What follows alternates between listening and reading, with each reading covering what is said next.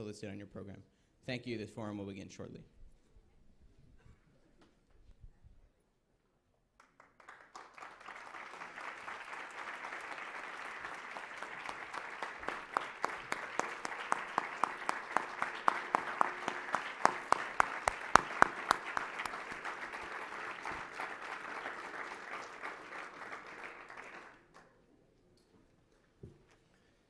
Good evening, everyone. My name is David Ellwood, and I want to welcome you here to the John F. Kennedy Jr. Forum at the Harvard Kennedy School. This is a really special evening for us tonight because we have with us someone who is here to talk about one of the few bright spots that came from what we once called the Arab Spring, and is in a position to help us think as effectively as anyone can is how we can really make these things, this thing we call democracy, work. Tonight we have with us the Honorable Mehdi Jomaa.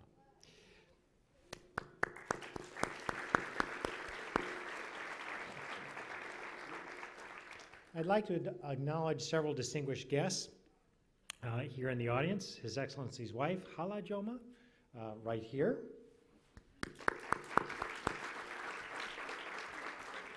Former Minister of Infrastructure, Mr. Larbi, and the former Minister of Higher Education, Scientific Research, and Information and Communication Technologies, Dr. Jalassi.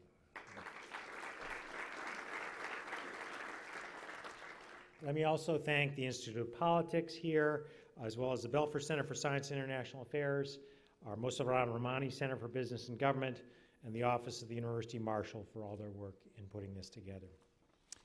In 2011, when a street merchant set himself afire in January of 2011, a remarkable set of events began to transpire, starting in Tunisia, but quickly spreading across North Africa and other places. We saw a remarkable transformation. Governments began to fall. People were desperately trying and seeking to have revolutions that would result in free elections and the like. But one by one, many of these things have not turned out quite the way the original organizers had hoped. Tunisia seems, though fragile, a bright spot. And it's really fascinating to understand the story. We'll hear more about this, but it's not that in Tunisia things were always easy or went really well from the start.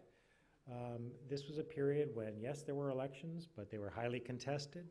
Then there was several assassinations of leftist political leaders, and there were very many times, there were calls for a government governed by Sharia law. So there were many times when this experiment felt like it could have gone the same way that some of the others have. But a variety of people came together and began to think about ways to make it really work. Our speaker tonight in 2011 was working in France, as he had been for most of 24 years. He was in the company, the Total Group, where he specialized in aeronautical systems and worked on several programs dealing in defense and aerospace. Yet he was called upon in 2011 or 2012 to be the Minister of Industry. 2012, after several challenges periods. 2013, I'm sorry, 2013. And though his family was in politics, this is something that wouldn't necessarily, I think, have occurred to you, but this was a chance to come back and work for your country. He became Minister of Industry, and he brought together a new energy strategy, an increasing mix of renewable and high value-added industrial policy. He rationalized energy subsidies and culture change and social responsibility in large industrial groups in Tunisia.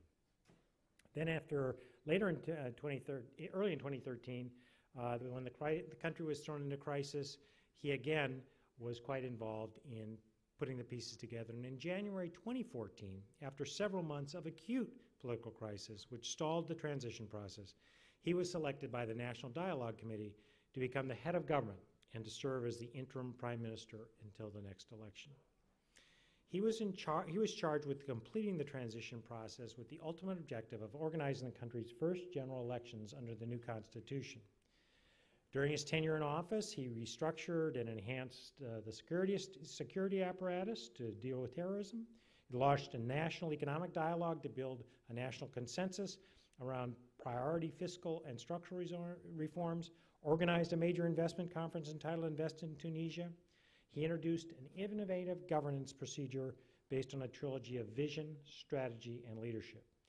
And in December of 2014, the first truly free and fair presidential election since 1956 happened in Tunisia, and he is no longer the Prime Minister as of February 6th. It is exactly what many reformers might have dreamed of. Not surprisingly, he's gotten the Tunisian Order of Republic, the German Order of Merit, and the Amadeus Man of the Year distinction from Morocco. Interestingly enough, just in my chatting with him earlier, he talked also about his strategy for how he thought about governing during that period. I hope you'll talk some about that, and if you don't, I will ask you a question or two because it's a fascinating and very uncommon strategy that he proposed. So please join me in welcoming the Honorable Mehdi Jomaa.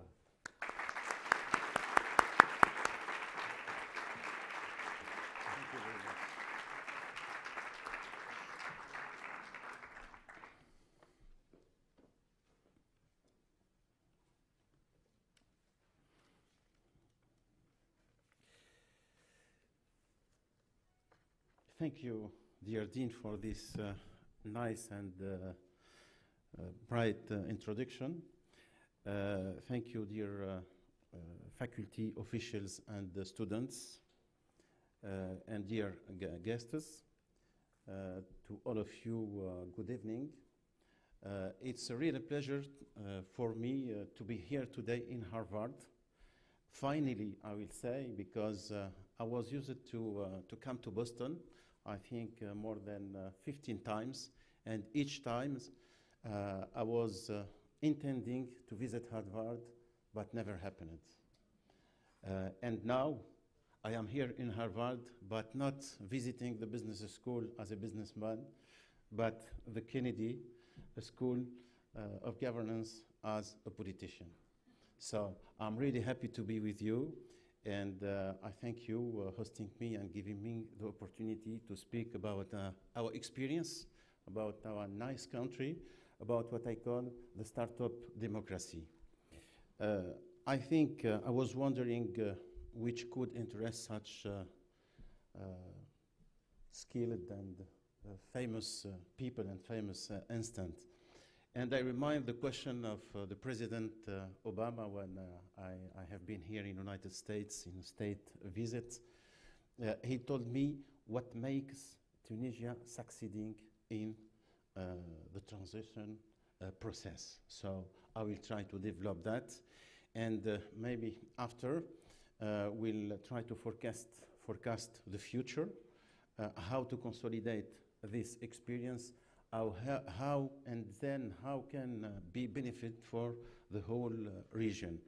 And since Dean asked me to do that, maybe I will speak about the way we set up this government to manage this difficult and turbulent period. So it's another way, another style to make politics, another style to be in the government. I will tell you about that.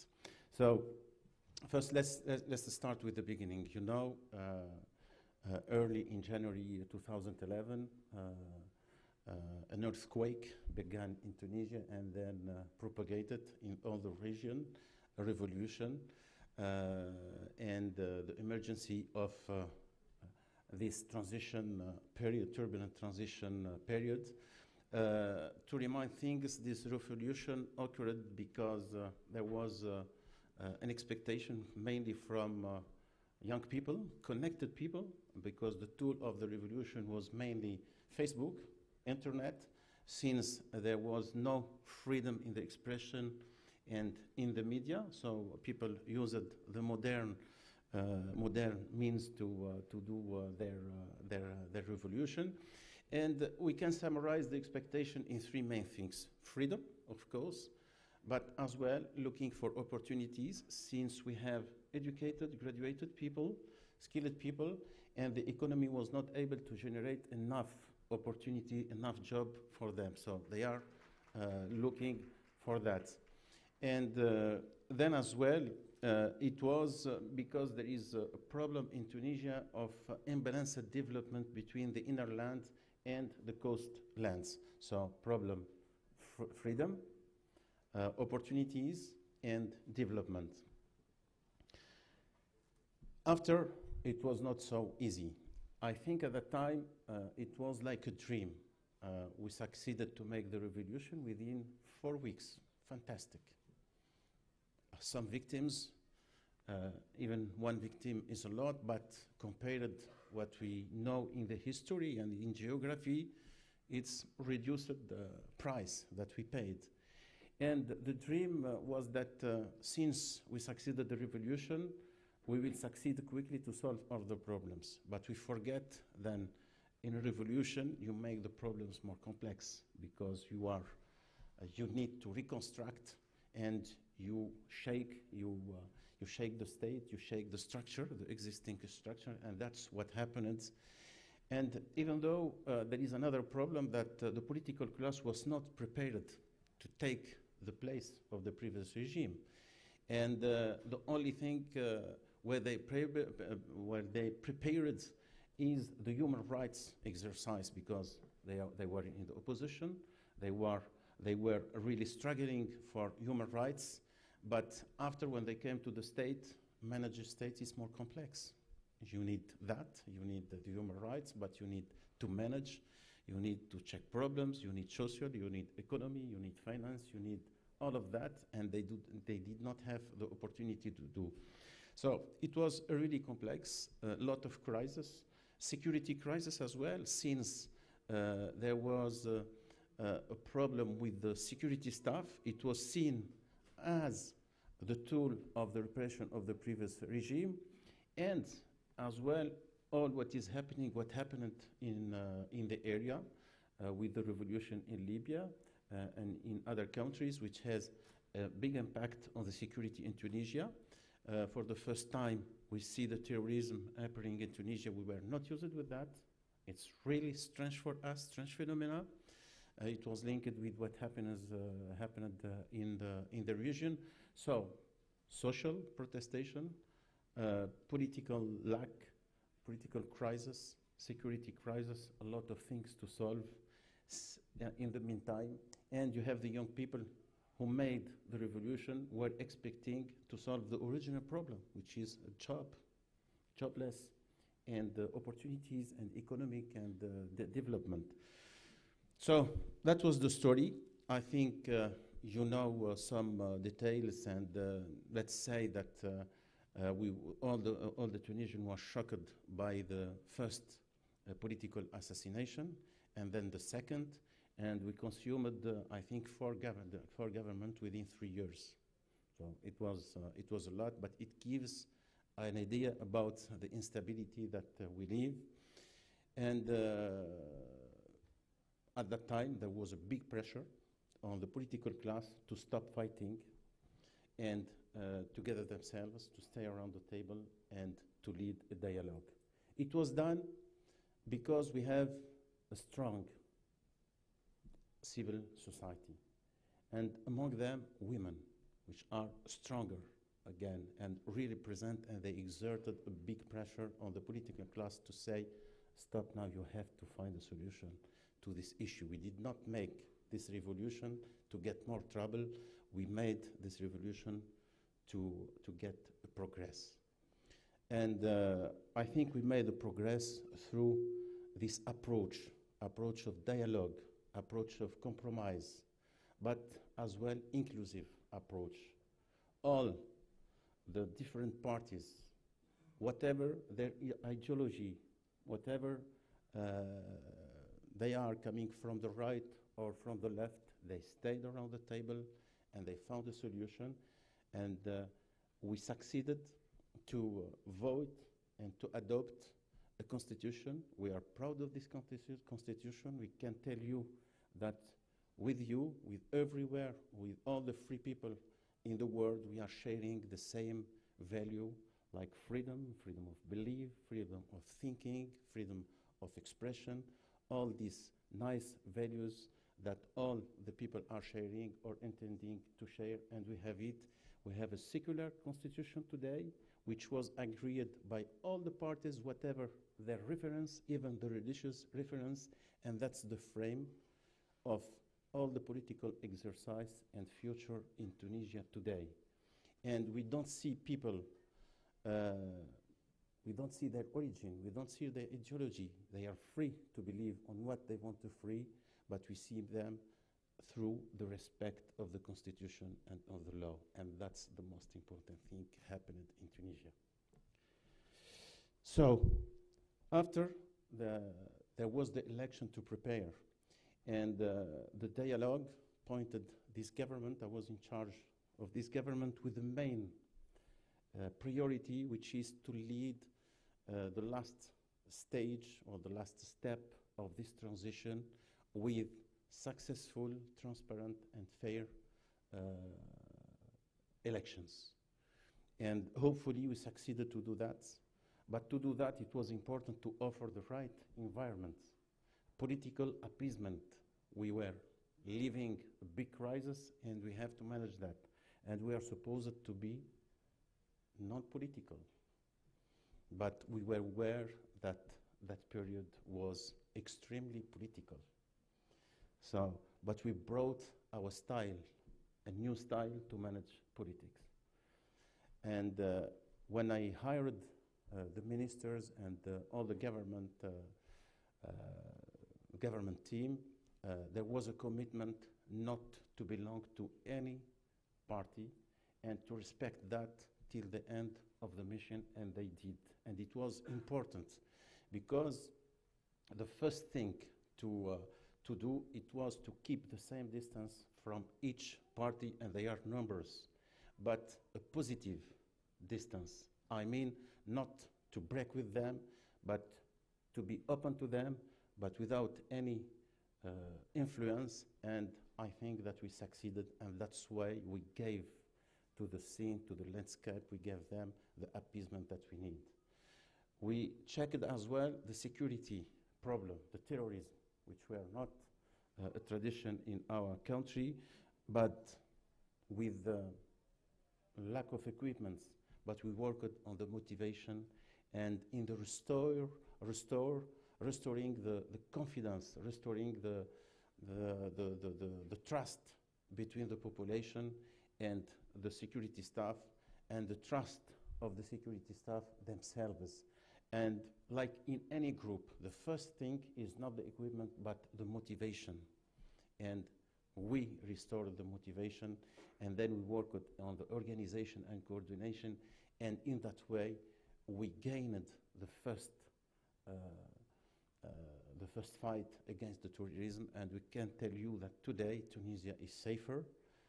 When we started, we are reacting to the threats. Now we are anticipating all their operation, all their plans, and we have a good success on that. What we have to do now is to protect our house from the outside threats coming from the region, and you know how troubled is the region, but I do believe in the capability of the Tunisian state, of the Tunisian people to do that, to succeed in that, because the population now is on the side of the security side, fighting all together against this phenomena.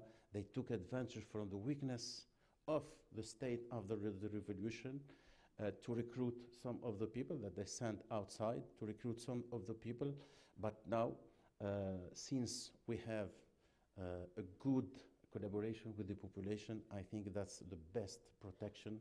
It's more important than helicopters and other means. We need equipments, but the most important is we need the support of the population, and that's we have. And we recover our tradition. of peace, of rejecting violence in Tunisia. And believe me, that's inaugurated from 3,000 years of history in Tunisia of tolerance, openness, and open mind.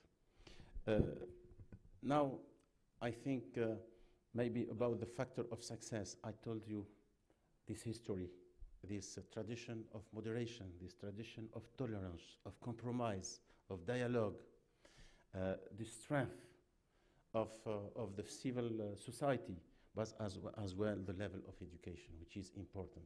In Tunisia, we chose since the first year of independence to invest in education. Third of the budget was invested in education, and only few percent in military staff. That's the truth. And we realize today how important it is, and we think that among the reforms for the future is to reform the education, to improve it, because it was successful in the past, but we have to continue. That's the best way to protect our society and to put it on the track of the progress. I think that's the main things that we have. I think we succeeded as well in this transition because we have a clear commitment. We have a roadmap which was written in clear terms, and we committed to respect this roadmap in the content and in the schedule as well, in the deadlines. We committed and we shared with all the people this target, and we worked on this target, and we were clear, and we reached this target, and it was one of the key of success. That means any commitment, any contract should be clear and shared. And when you share things, even though they need sacrifice, they need efforts, people are willing to do that, and that's the experience we have today in Tunisia. What's about the future? I think that we did not finish the transition. We finished the political transition. We have a constitution, we have now elected parliament, we have a government emerging from this elected parliament, we have elected president, we have all the institutions now which were elected in a fair and transparent way, but we have to pay attention to that. It's young. They need to be consolidated, so it's still fragile, and we don't have to make the mistake to say it's already well done. No, we have to pay attention to that. But the most important challenge for the future is to start the economic transition. I told you the aim of the revolution, freedom. Okay, we answered with the political transition. And now we have freedom. It needs to be improved. It needs to be consolidated. But we did not answer the expectation of the young people of job, employment, development. And that's why we have really to focus on the economic and social transition, which is important. Important as well to ensure the sustainability of our political system, of our young democracy. And for that, I think we need reforms. If there was a revolution, that means that the model was not the best one. Anyhow, it's not no more, at least the best one. And with my government, it was not in our commitment, in our roadmap, but when we made the diagnostic, we decided to start the reform. And we started some of the economic reforms, which was not easy. And but the people accepted. We started for the subsidies, energy subsidies, we started it. For the fiscality, we started some fiscality reforms. We started the reforms of the bank, the sector, the public banking system. And there is many other reforms that we have really to push as quick as possible, to have the courage to do that, because we need that for the future. We have to see Tunisia in the future, and that's why we drafted a vision that we presented in a conference for investment in September that we called with the participation of many countries and all the main financial institutions. And in this vision, we gave a project for the country because we need that project to ask people to give more to the country, to give more sacrifice, to work more, harder. And, but it's a promising. We know that in Tunisia we have a big potential and we have the mean, we have the resources. Well, you know, Tunisia has its geography and its history. When you see Tunisia, it's in a cross point of three big areas. We are belonging to Africa. We are in the North Africa. And you know how is the potentiality of Africa.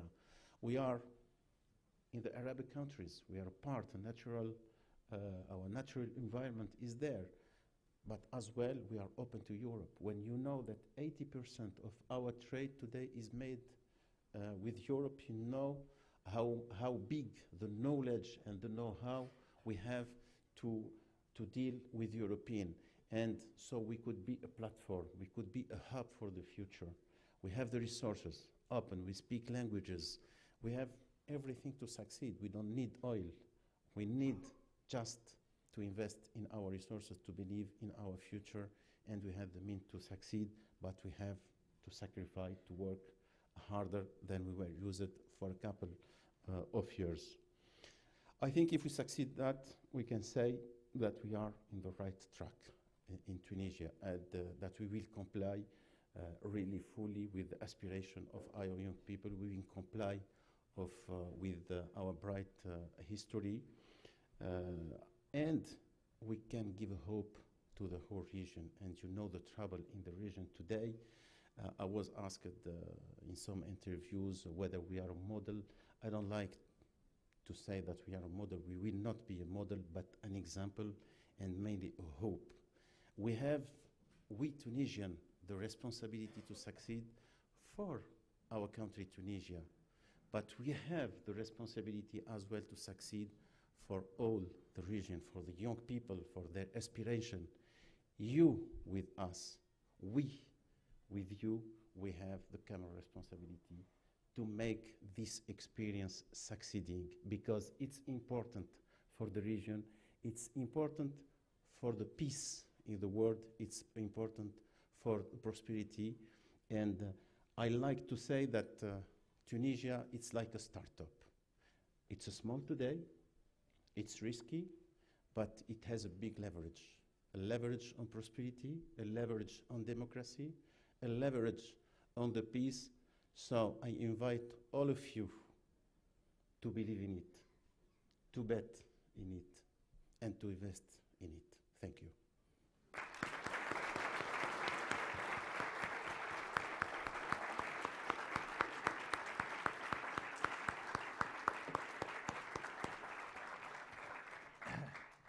We now have time for questions. There are 4 microphones located, one here, one up here, one right here, and one right here. And I'd like to remind all those in our audience about what a good question looks like here at the Kennedy School.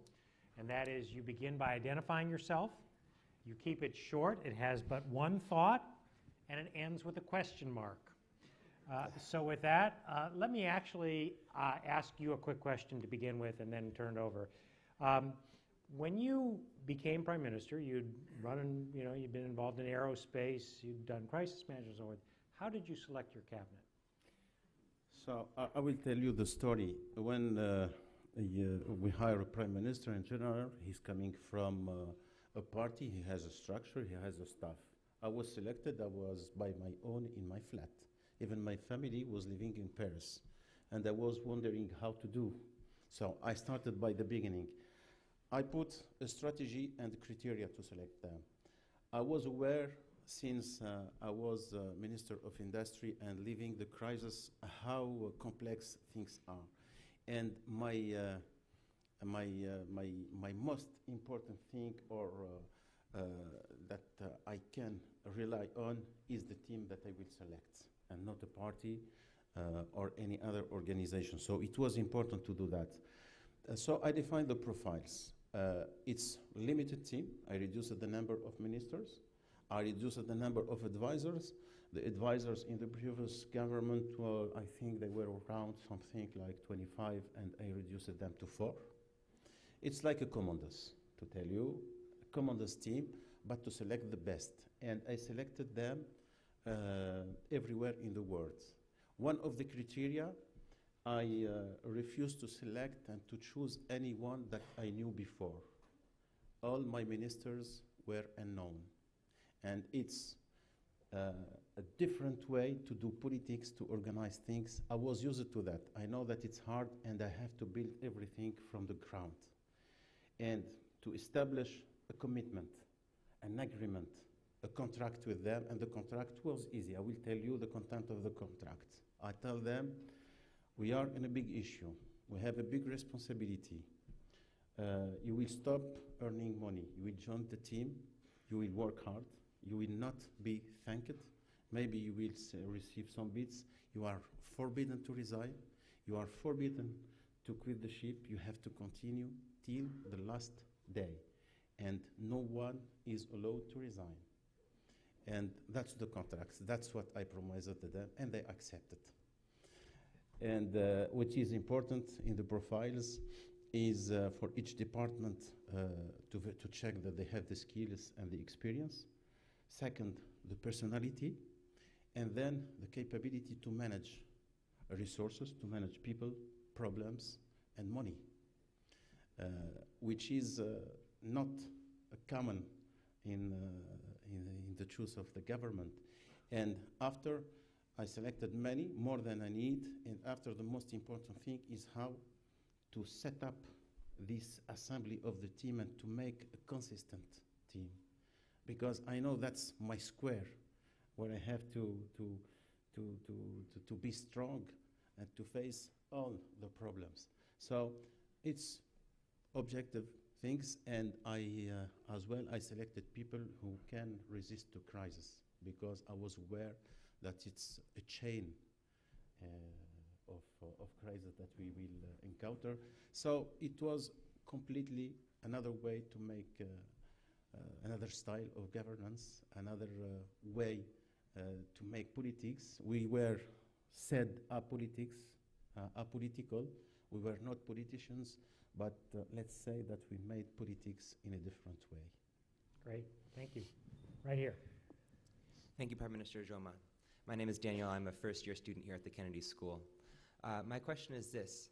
What was it that set Tunisia apart from the other failed revolutions, like in Libya or in Egypt, that Tunisia was able to discover democracy and a secular government? I think the main factor is the history of Tunisia. So maybe I forget something which is important. In Tunisia, we have the tradition of law and state. You know that the first draft of constitution goes back to 1852. So it's not new. And the second thing, we have a strong notion of the state. And even during the revolution, we did not break the state, we shaked it, but we break the regime and kept the state.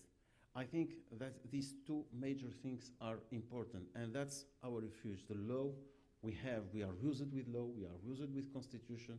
It was like, let's say, an incremental improvement, and the notion of the state was very strong with Tunisian. Besides all what I said, the civil society, they are willing to the compromise, to the discussion, to the dialogue, the women, the education. And I think we share with all our neighbors some of that values, that specificity, but in the meantime, we have our own as well. Thank you very much. Right up here. Jay Gleason. Tunisia has had close relations with Palestine for many decades. The last two presidents, Ghannouchi and Mazourki, had very cordial relations with the democratically elected government of Hamas, but the new president seems to be much more critical of the Islamists. What do you feel will be the relation in the near future of Tunisia with Palestine, the divided Palestinian leadership? And also, what do you think the international community should be doing in the face of the rapid expansion of the settlements in the occupied territories?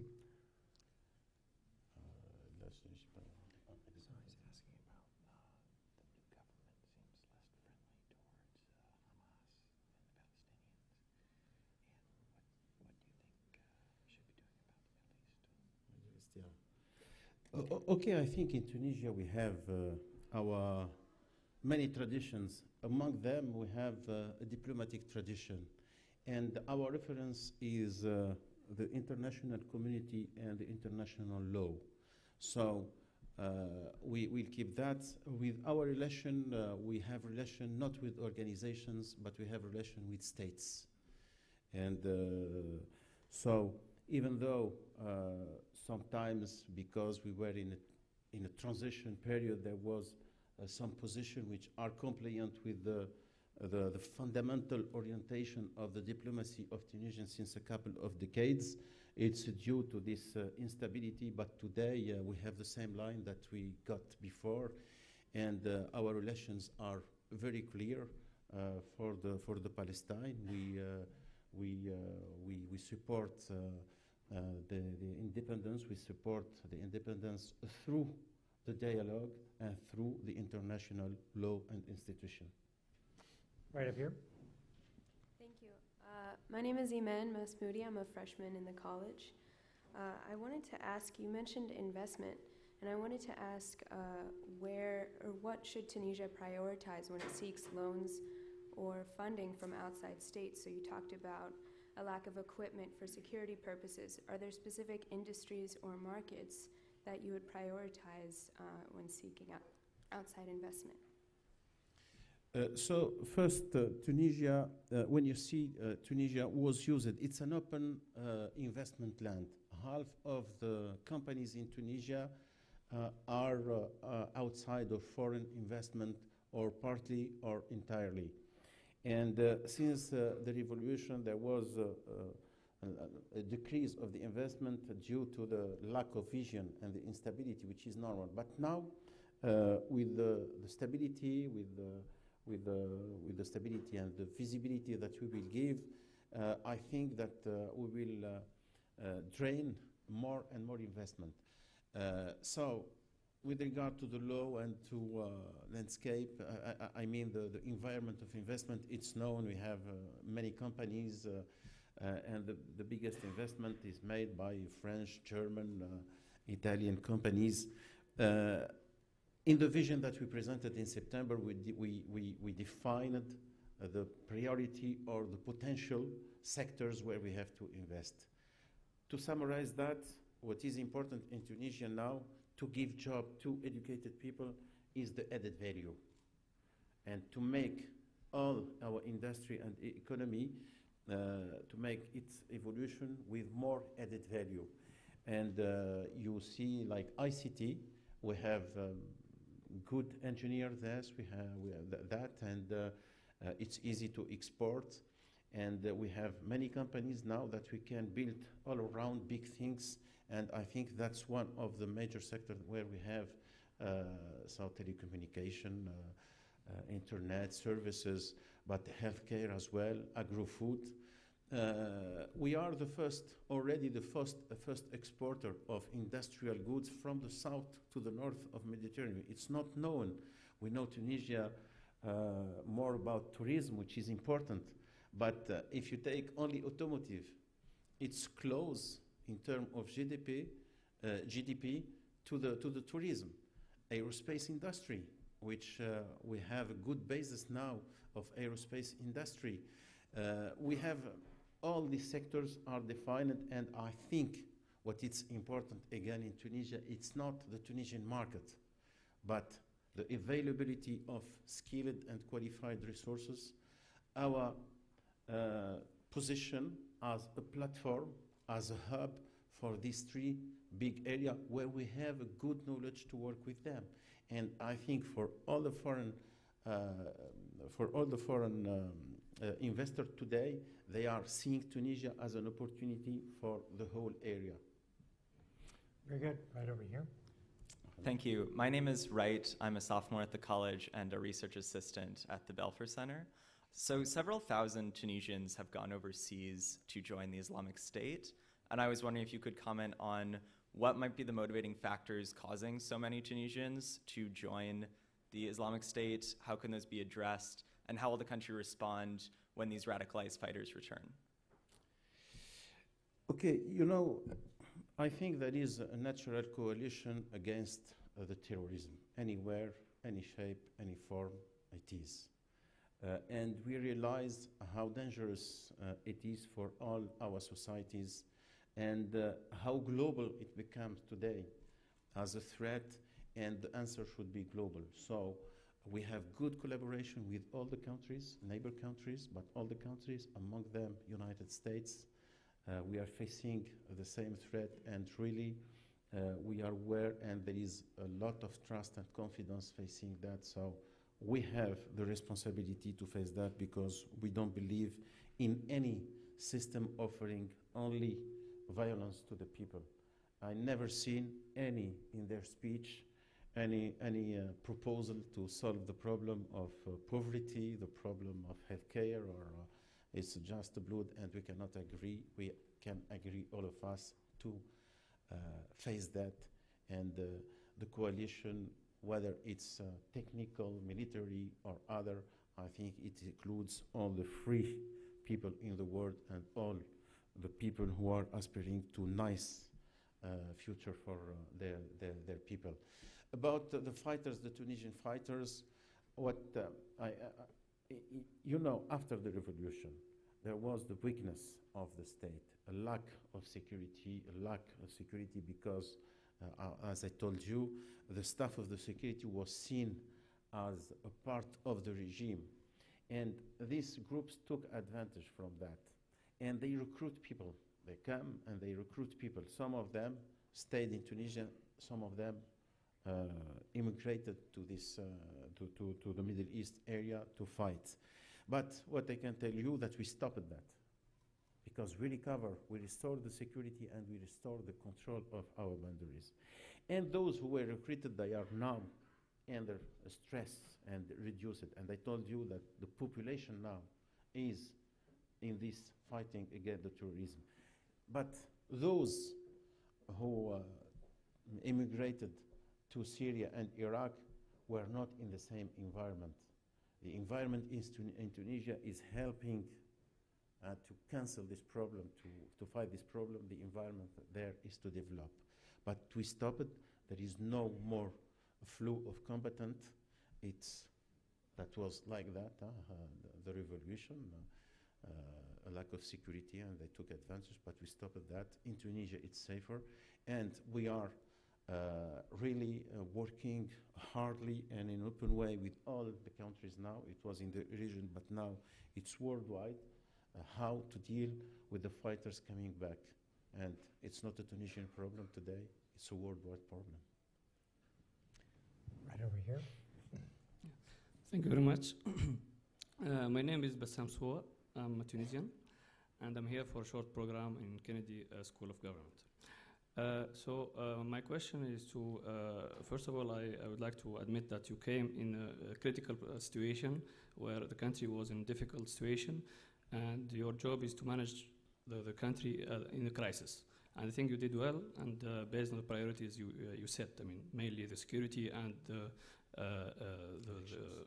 transition, the peaceful transition. But now I think we need to think about the future, the way forward. And I want to take two keywords that you mentioned in your presentation, in your speech. You mentioned reform, I think 2 or 3 times, and also you mentioned education. And I think this is the way forward. But my concern is that probably some people may say that maybe the current political situation in the country maybe doesn't allow to go for such kind of reforms. Because you know, reforms in education, this is a costly thing, and politicians mainly are concerned by short, they have short period, like 3 or 4 years or 5 years, and they're concerned about the next elections. So can they sustain the pressure from for labor union, from the civil society, to do a kind of long-term projects? And this kind of projects, they need kind of leader with a vision, and the leader with a vision for a short period of time. I think this is also something difficult. So I want to ask for your, how do you think about this?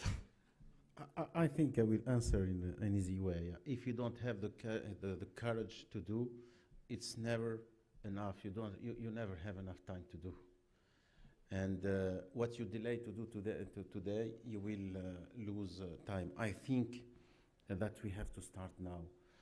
3 or 4 years or 5 years or 10 years, you know, the reforms that we started during the year, these reforms were not for our government period. The reforms are for the future. So, and we are in a new system now. We are in a system where the government could take place for 5 years, but for 5 months. And we cannot each time say, we cannot do the reforms, we have to delay, we have to put it. No, we have to take the courage and to do it right now and to start it right now. And if we don't do that, we will do it later, but harder and with less possibility, with less margin to do it in the right way. So I do believe that we have the obligation to have the courage to start. Right up here.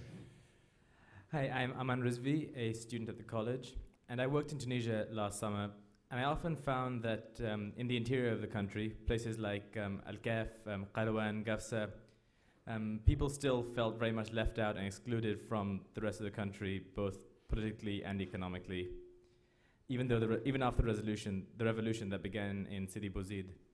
So I was wondering, sort of, what do you think Tunisia needs to do to include the interior and help the interior of the country develop? I think the first thing to do is to be honest with people.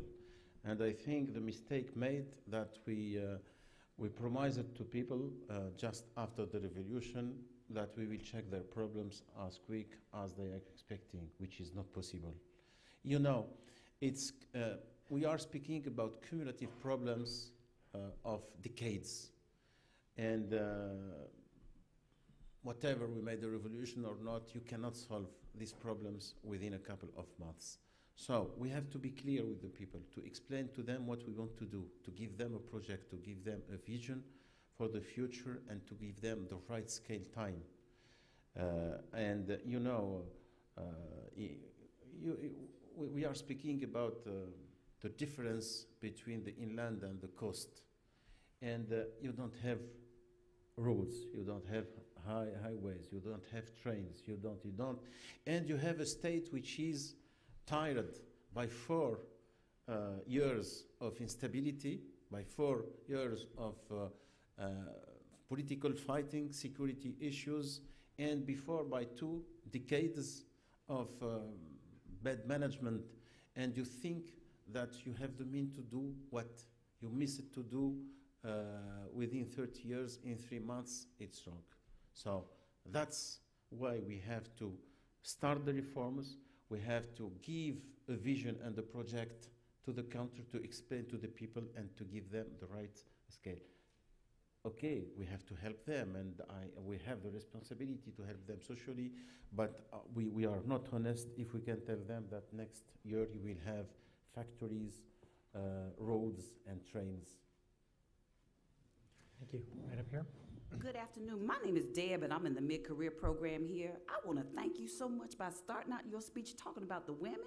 I was amazed that you talked about the role of the women in ushering in this change. I was so inspired, and I'd like to know what you're doing to continue to hold hands with these women to make sure that the change continues to go forward on schedule, as you had talked about how they were so practical. I think that the women will not let us the choice. They are 60%.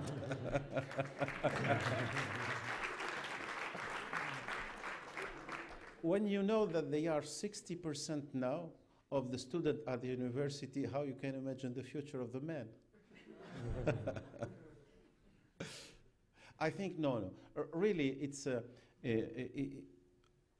again in the tradition of the Tunisian society. And we got the chance after the independence to, with the president, Bourguiba, to make something which is a real revolution, is to put as an obligation the education of all the children, women, and I mean girls and boys. And now, when you see the situation of them, they are everywhere in all the activities.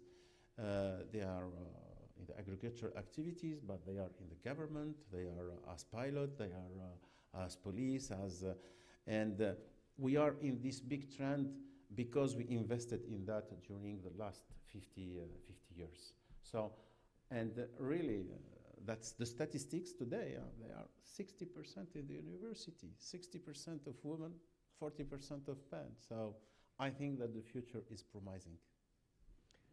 Right here. Hi, my name is Mitchell Alva. I'm a master's student here at the Kennedy School.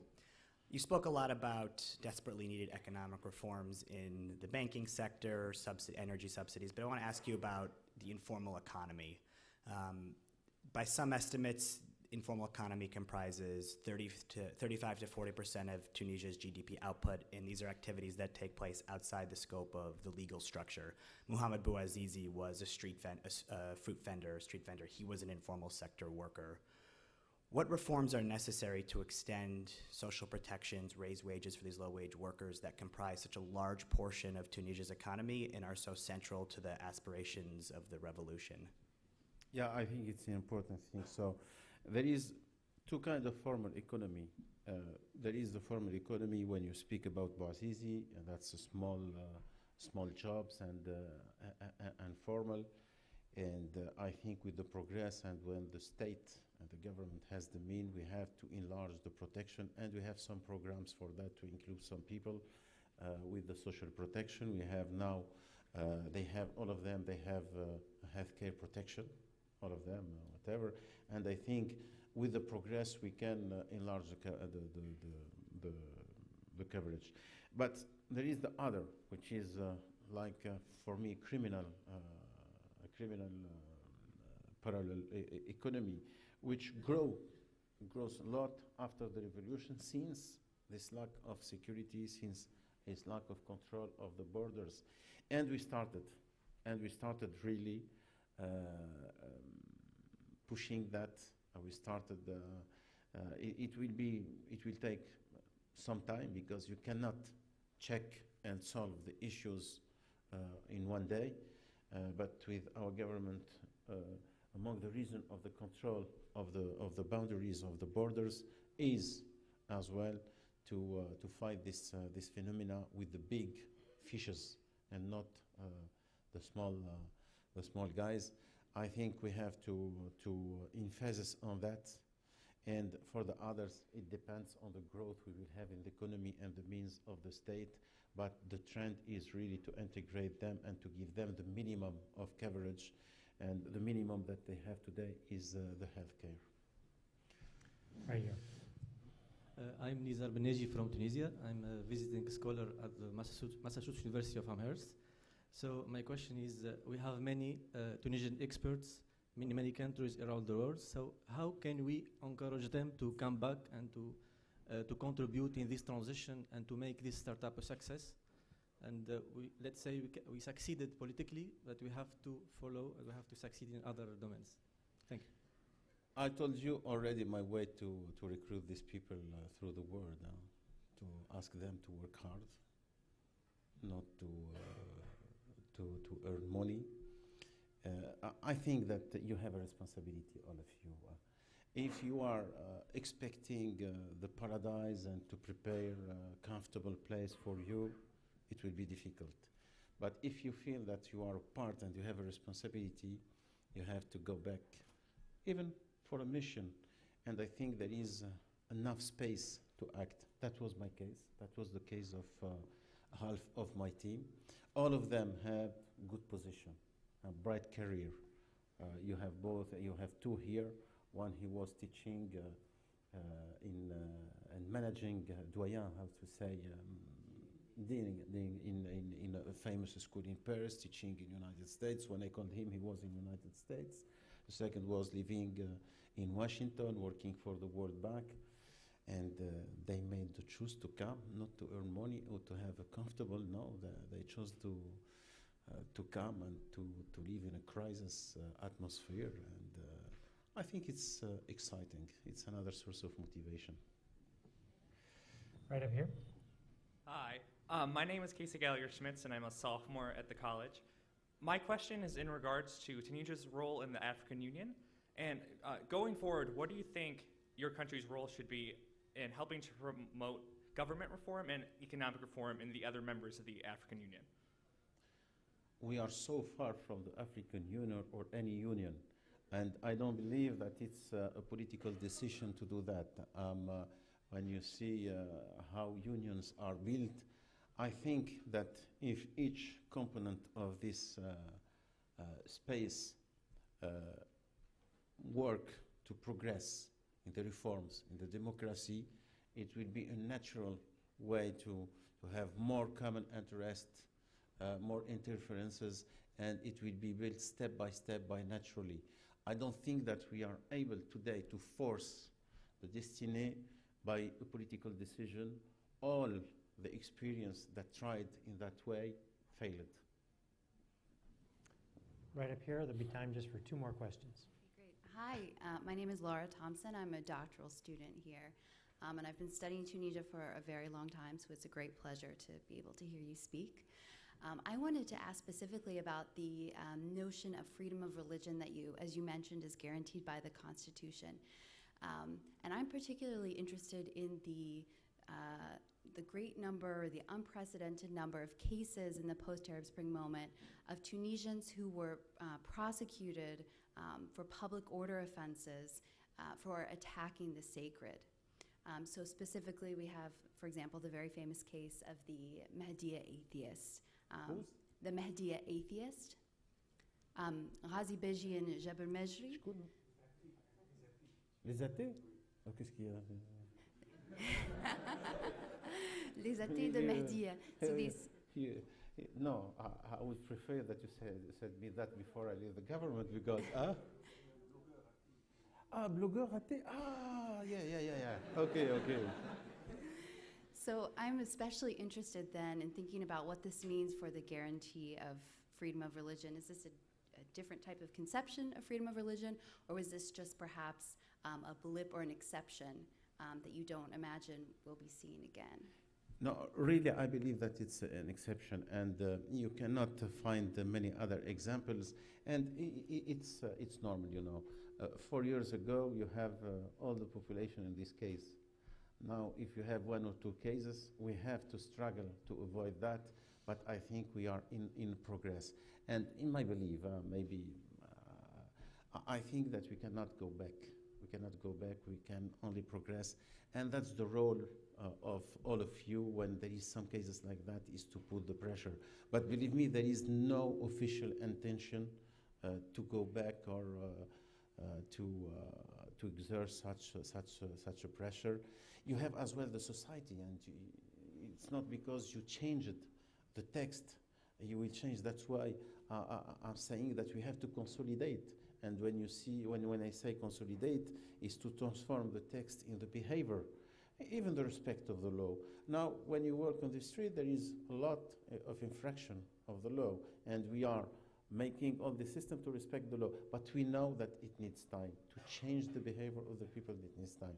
But the intention, the law, and the policy today is really to go ahead and to progress. And that's a way to progress, is not to allow such things without speak about and without protesting. This will be the last question. Thank you so much, Prime Minister. But you made an interview to me. Yes, you have more questions? I have one more you question. You will add them to the interview. My name is Nada Zohdi. I'm a student here at the Kennedy School and also editor-in-chief of the Harvard Journal of Middle East Policy. And in your speech, you mentioned the critical role that Tunisia's civil society has played in the democratic transition. So my question is, could you share with us maybe one example of a time when you or your ministers, your government, reached out to civil society to consult them if you were taking a particular decision or developing a certain policy? Could you give us an example of that collaboration? So when we speak about civil society, among them you have the union, you have the boss organization, you have the lawyers, you have and during our exercise, we have a daily contact with them on all the problems, and even for economy. When we started the reforms, when we wanted to start the reforms, we started by organizing enfin, comment on appelle ça, le dialogue national, a national dialogue about the economy, and we made even the civil society participating to that. We listened to them, we knew all their position, all their proposal, then we took our decision. Of course, when you take a decision, it will not make everyone agree. It's against the decision, but it was important to listen to all the people, and they inspired us in our decision, but it was really a daily work with them. Because it's the interest as well. If you want to push in one direction, it's better to have these people with you to convince them between starting than after to get them in the resistance. Mehdi Jomaa, thank you so very much. Thank you.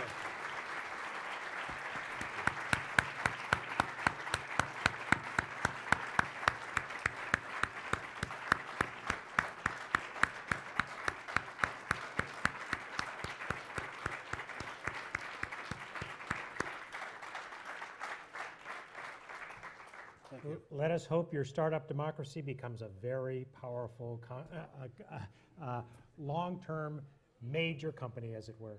So congratulations to you. Thank you very much for being here. Have a safe evening. Thank you. Thank you very much. Thank you. Alex, would you like to?